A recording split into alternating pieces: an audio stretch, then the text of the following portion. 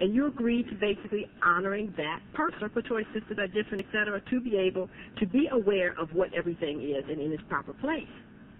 But there still has to always be the pure master races, the four, because they hold the north, south, east, and west cardinal energy points. And multiple interracial married individuals, depending on who made those individuals, Oriental, Black, European, African, hold what we call non-cardinal energies. Because, see, everything goes back to energy. But they have very difficult problems understanding what their place is because the cardinal points, the major four races, is crazy and don't understand what their purpose is. So, I mean, you know, it's like getting into that whole nationalistic bit and, you know, talking about this race is that and a whole bunch of other things. You know, see, that is what caused me to get sick because I truly saw that in the hospitals. And that's why I left those institutions, because they are not equitable in how they actually get out life force energy. I was taught only how to treat Caucasians. And when we look at it from an economic business standpoint, it's justifiable because they built the hospital. They paid for it. So my thing is if I'm investing my money in an institution and in a hospital to take care of me, oh, yes, I am going to be the standard. My thing is I didn't like the fact that it was mismarketed, because they didn't tell me that it was our standard that we're using as the norm. Because I would have been made a decision if I wanted to know that. Because I had to go back and spend 10 years learning me.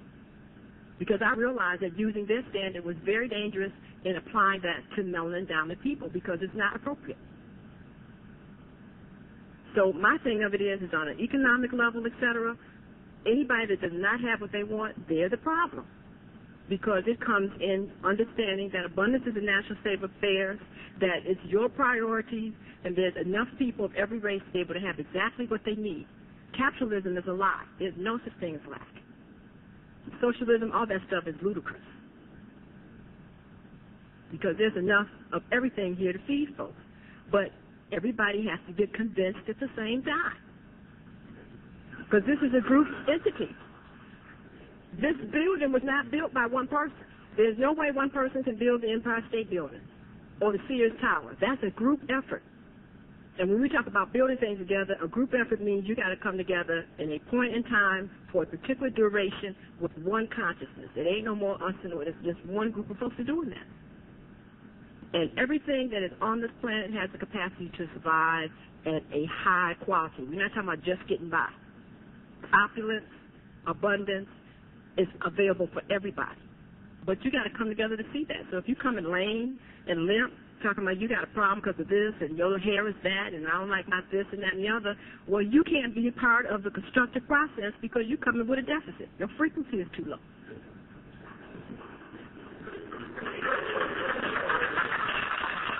And this is what you have to understand. So, I mean, I don't have time for that. And this is what's happening with 2/3 of the world.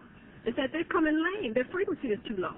I mean, there's no reason for the people in Somalia to be like they are, except they turn their frequency down.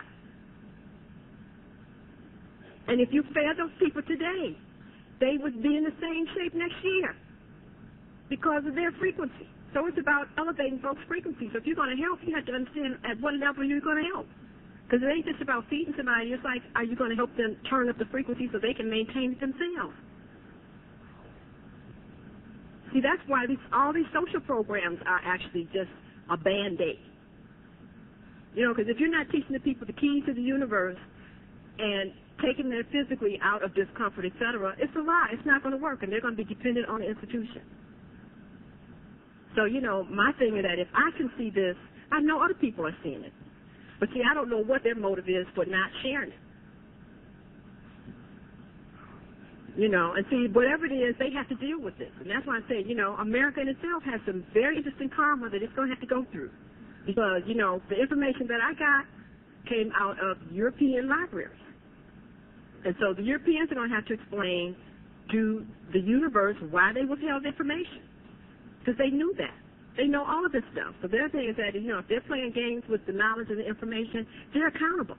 But why do I have the information? Because nothing can keep you from getting what you desire. So they don't have there's no keys on their library, and there's no data bank that they have that I can't pierce and get information.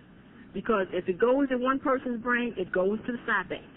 And if it goes to the side bank, I have it. So I don't have to trespass anything you have. You have no combinations, no locks that can keep me from what I want to know. And that's why we have to understand that. Is that there's nothing that happens on this planet that's not recorded in the side bank, which is the universal knowledge memory bank of this earth. Anything I want to know, I can tap into the side bank. I don't have to go on your property. You can't hide from me. The key is that we have to understand that when you ask for information, your frequency has changed permanently. And now you have to do something with what you've now added to yourself. That's why I don't ask stuff that's not in my purpose. So a lot of people think it's real cute getting a whole bunch of information, et cetera, but now you're held accountable because your frequency is altered. So, I don't ask for that is not within my purpose. My thing is that I just want to stay on purpose and get what I need to be able to do what I have to do, which brings a lot of benefits because that means you ultimately have universal security. See, we have to get really clear on what's happening here. Why did Malcolm X, why did Martin Luther King, why did JFK, why did all of them get killed? They didn't have to be killed. You have to understand, I'm looking from the outside, but see, the key of it is that if you don't believe that doing the right thing allows you to have universal security, then you can't have it. You cannot have it. See, it has nothing to do with what your arsenal is. It has something to do with basically your mindset. And they didn't believe that. They allowed these patterns of thought, this violence and things, to let them think that for doing the right thing, that they were going to have to be punished. And they all decreed that, if you read their writings. And so they got what they believed. That's why they're not here. They decreed that upon themselves. But see, it has a really heavy ramification because you all know what the right thing should be. But because you are also steeped in that frequency of thought, you don't do it. But you still have to deal with the consequences. So it's really interesting here because, yes, there is choice, and no, there isn't. Yeah, check that out. Yes, there is, and no, there isn't. Because if you know better, you have to do better. And if you don't do better, you will deal with the consequences of that. So this is very, very important to understand what's happening on an energetic basis. We don't have time for that. Everybody's got to get in their place. But my thing is that, thank goodness for occasions, because, this is information that they've collected and we're expanding on. I'm saying thank goodness for Caucasians and whoever else. This is the information that we've collected and we've expanded on. What we have pulled together here today has come from all races and is being, based on our purpose, imbued with life force because we are the imbuers of the life force energy. We're giving it soul. Okay, do you understand what I'm saying? Right. So, so this is where we are. So if people still want to be stuck in nationalism and whatever else, then they can do that. But, it's time out for that. It's about truth. Okay. You want to go on? Okay. Thank you. That was beautiful. That was beautiful. As Sister Dr. Jewel was talking about purpose, if you are about your purpose, and if you understand that there is a universal purpose to all of this, and as Dr. Jewel so eloquently stated, there's a purpose for everything. Everything does have a purpose. And one of the questions that we could ask in terms of understanding the past, our journey, and our sojourn here is ask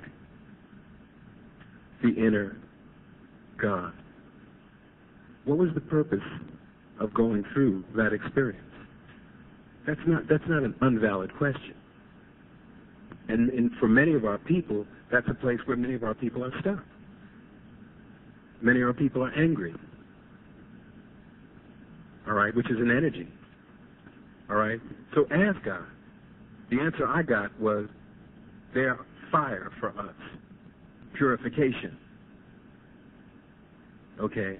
And it's those ancient souls that have the tougher roles to play.